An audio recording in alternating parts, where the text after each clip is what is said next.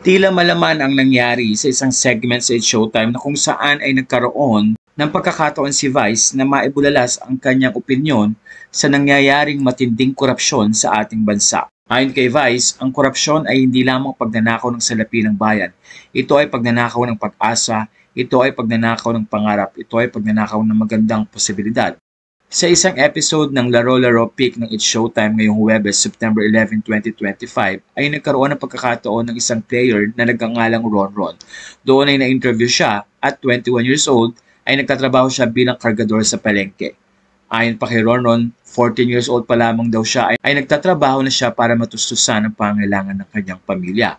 Dahil dito, nakita ni Vice Ganda ang nararanasan ng maraming Filipino sa gitna ng napaka-lavish na lifestyle ng maraming mga politiko na sangkot sa nasabing korupsyon ay maraming mga Filipino ang patuloy na naghihirap.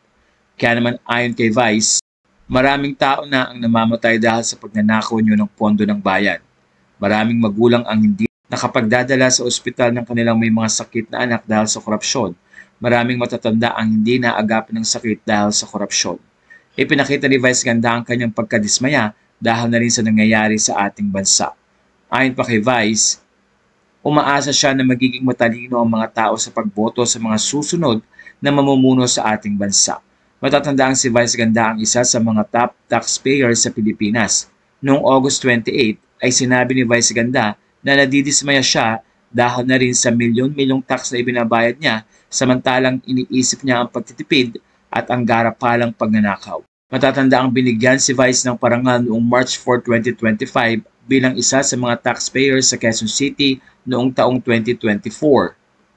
Doon ay dumalo si Vice Ganda sa isang ceremony na inihanda ng Bureau of Internal Revenue at ginanap sa isang mall sa Quezon City. Maganda ang naging talumpati at mensahe ni Vice. Ayon sa kanya, magbayad po tayo ng buwis, obligado tayo magbayad ng buwis at dapat natin gawin yon. At pagkatapos natin magbayad ng buwis, karapatan din nating obligahin ang mga hahawak ng mga buwis na ibinabayad natin. Tama? Kung inuobligan nila tayo, dapat talaga tayong tumupad kasi obligasyon yan. Hindi ito pribilehiyo, ito ay obligasyon.